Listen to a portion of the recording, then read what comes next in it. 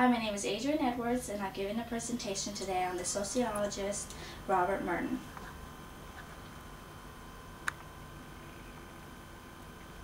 My presentation is going to cover a brief biography of his life and his contributions to sociology, including some theories of manifest, latent, and dysfunctions, sociology of science, and anime theory of deviance. Robert Merton grew up in South Philadelphia. His parents were poor Jewish immigrants from Europe. He was born Meyer Skolnick, but actually changed his name when he was a teenager, amateur magician as a teenager. He wanted to name his last name Merlin, but people told him it was cliche, so he changed it to Merton. And he got Robert from Robert Houdin, who will be later known as Houdini. And he kept his name when he got accepted to Temple University. And from Temple University, a professor took him to an American Sociological Association meeting. And there he met sociologist Petram Surokin, who actually was the founder chair of the Harvard Department of Sociology. And against everybody's advice, Merton applied to Harvard and got in. And it became Surokin's assistant research assistant at Harvard University. And after that, he taught at Harvard, then at Tulane University, and spent the remainder of his teaching years at Columbia University, getting the University Professor Honor Award. Some written works by Robert Merton is Social Theorist and Social Structure, The Sociology of Science. He won many awards, including the U.S. National Medal of Science, and he was the first sociologist to do so, and the first to be named MacArthur Fellow. He died on February 23, 2003 in New York City at the age of 92. Robert Merton is considered a functional theorist. Functionalism can be defined as part of a system has a function that contributes to the well-being and the continuation of the whole system. He added to this theory, because he wasn't the first one to come up with this, he added to this theory with his ideas of manifest and latent functions. Manifest functions were the intended consequences of a social action, while latent was the unintended functions that were usually unknown until after the social action happened. And an example of this is rain dances. The manifest function of rain dances is to bring rain. But do these dances always work? No. But the Hopi who do these rain dances continue doing them over and over again, because there's a latent function that brings their community together. So it's not just to bring rain, but these traditions unite the people into a tighter community.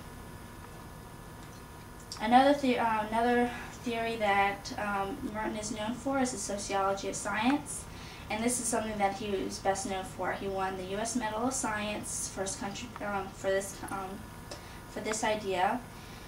He says that science is not the product of individual geniuses, but from the principles of society. He says that science derived from the ethics of religion.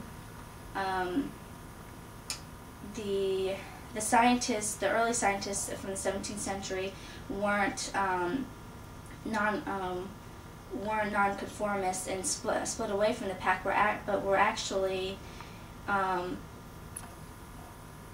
practicing everything that the rest of the society was doing. They dedicated all their work to the glorification of God, which they just wanted to explore a little bit further on what God had to offer. They practiced the Protestant ethics, which were hard work, serious thinking, and discipline.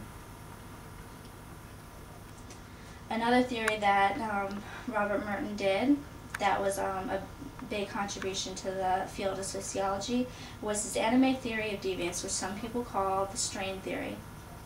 There's two types of deviant individuals. One is nonconformist and one is aberrant. Nonconformers announce the rejection of the society norms, but then try to change them, so their deviant behavior is justified in a way. Aberrant individuals are the opposite of nonconformers in the fact that they hide their violations, and they don't try to change the society norms to kind of justify their actions, but instead escape from the sanctions that that are linked to these norms, and they're seen as pretty much selfish and unacceptable. Robert Mertens came up with 4 modes of adaptation for individuals, for people, and how they adapt to society: conformity, innovation, ritualism, and retreatism. And the last one is rebellion, which isn't a form of adaptation at all.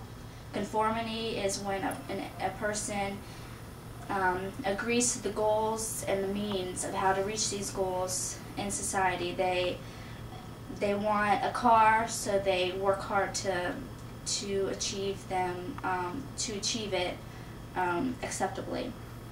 Innovation is where a person accepts the goals, but then rejects the means how to get there. And innovation is mostly linked to criminals, because they want that new car, but instead of working hard to get it, they go and steal it instead. Ritualism rejects the goals, but still works hard to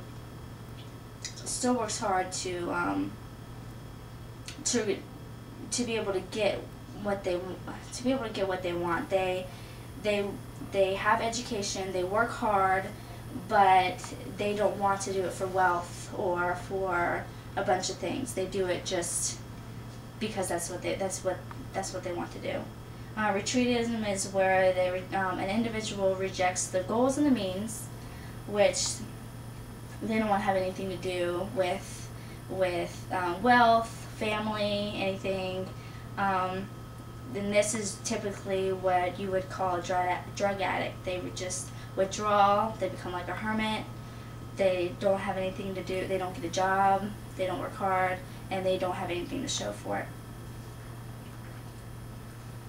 A wrap-up of Robert Merton's life is that he was a poor kid that grew up in Philadelphia but became a sociologist studied in classrooms today. He came up with several theories that are still used. They might be criticized, but they were stepping stones to create, to build on, and for sociologists to look at and base their theories on. And critics can question, but his theories, but not his accomplishments, because he did a lot for the field of sociology. If there's any questions, please email me at ajedwards@aumail.averitt.edu, and here are my references, and that's it. The end.